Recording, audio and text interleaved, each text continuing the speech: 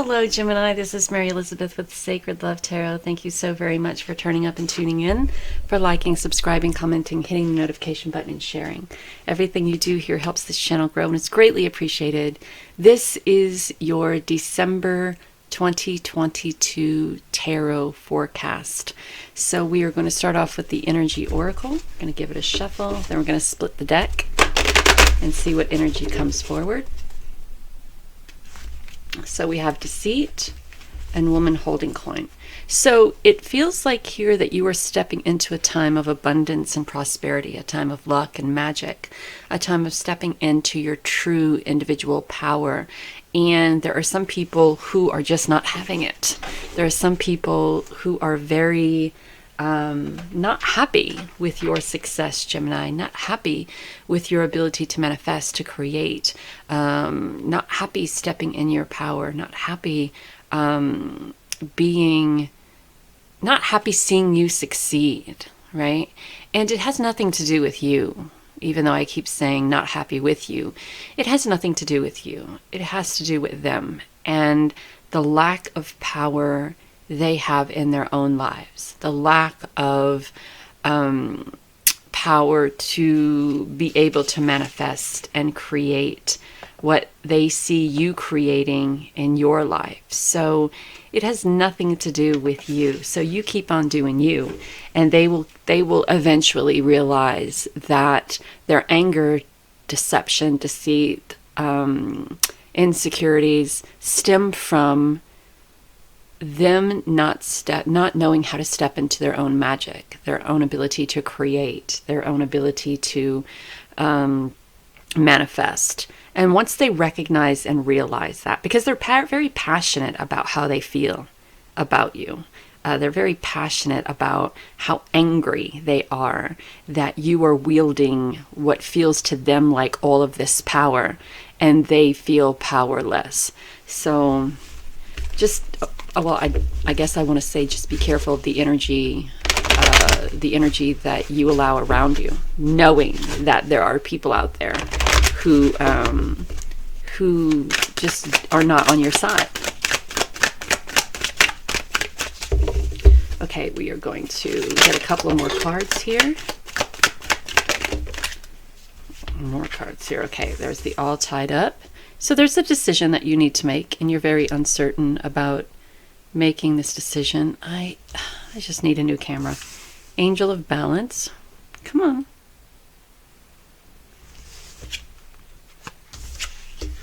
Walking away. You know, that's interesting that an attachment. There we go. So, so the first card we got was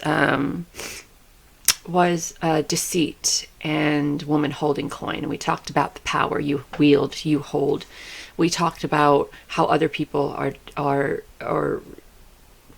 insecure and maybe angry or doubtful about, you know, their own gifts, power, ability to create. So this almost feels like a relationship or a partnership, and you're uncertain about the decision to walk away from it or to leave it, right?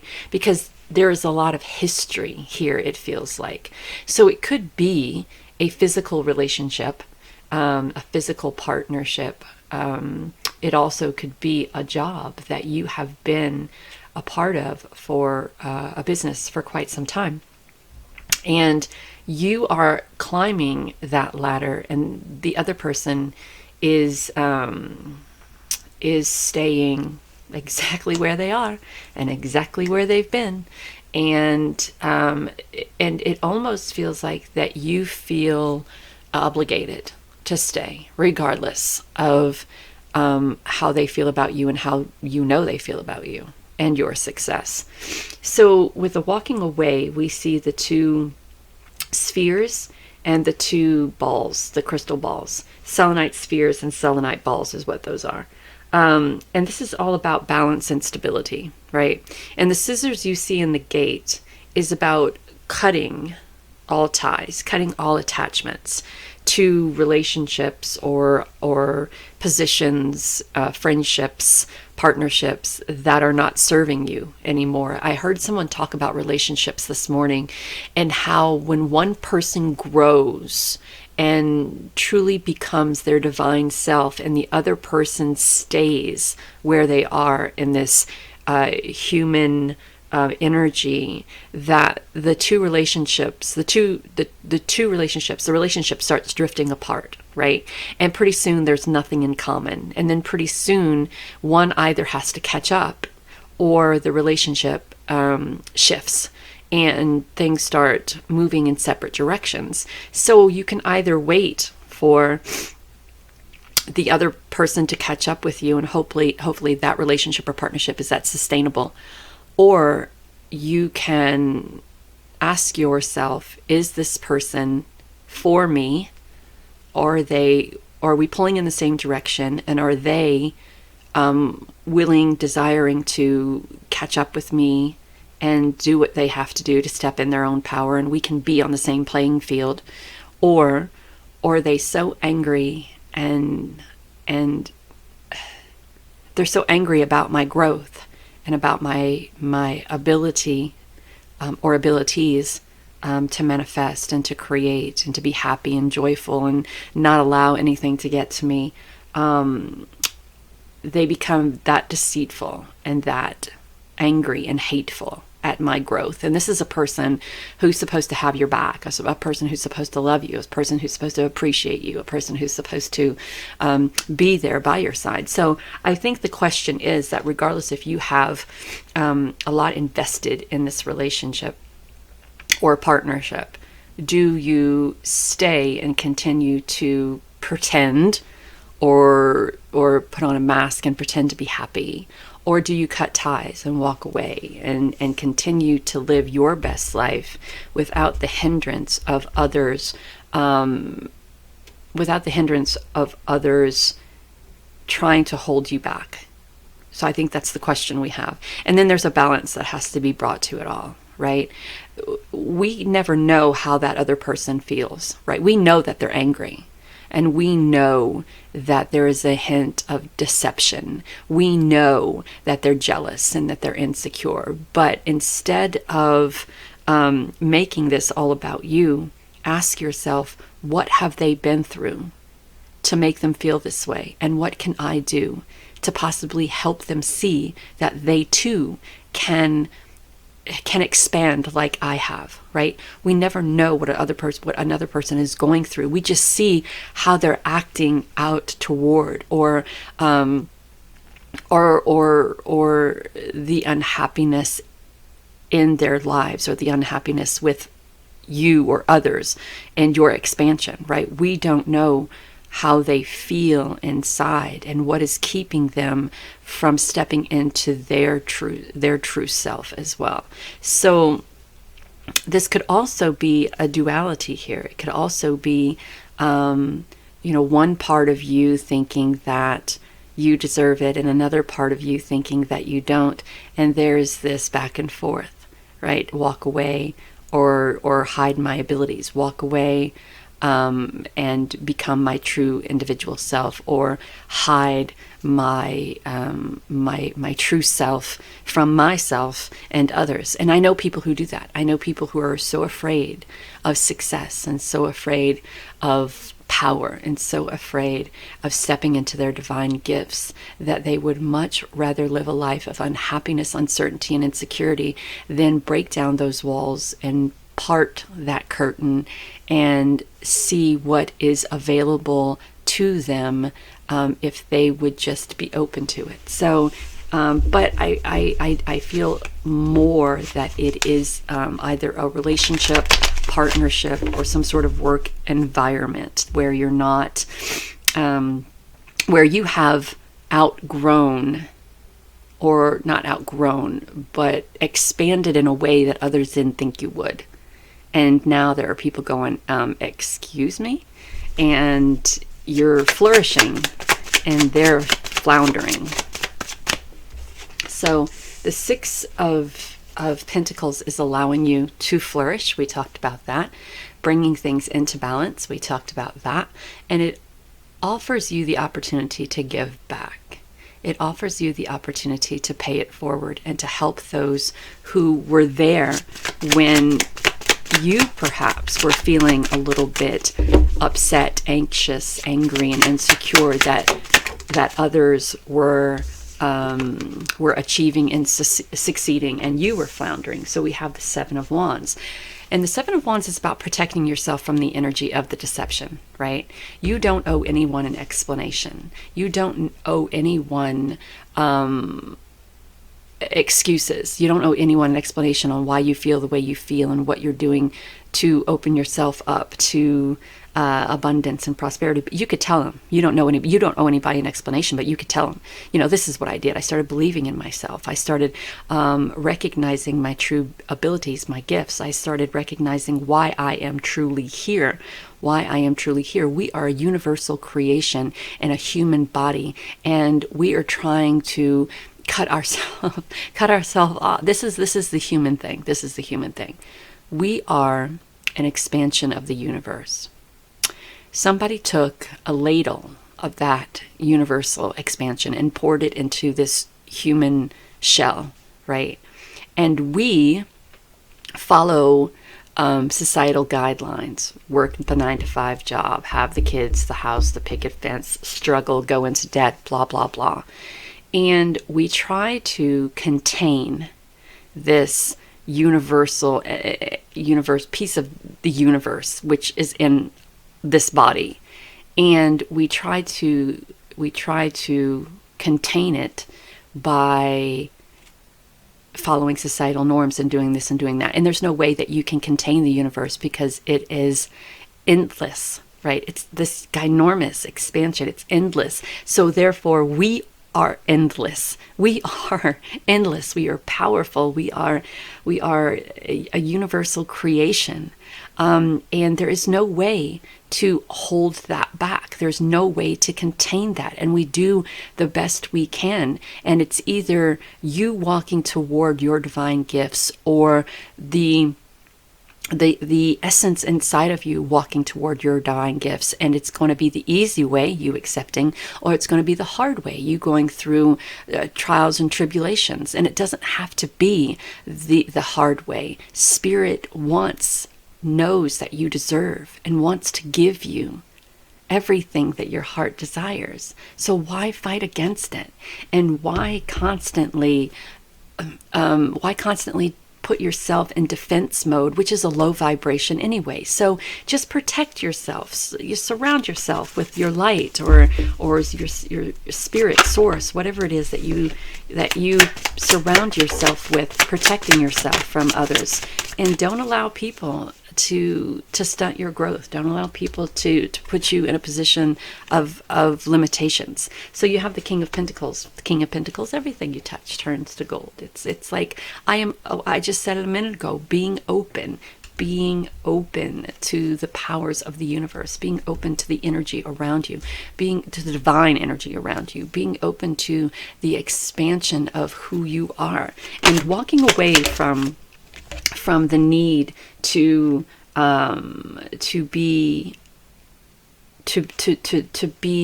that perfect societal norm individual who and step away from the sadness or the pain or the hurt or that you have felt before you expanded, before you stepped into your expansion, and walking away from the feeling that you have to not express your growth and your magic and your abundance and your prosperity so other people don't get their feelings hurt. Again, it's not about you. If someone is hurt because you are expanding and making the best out of your life, it is not about you.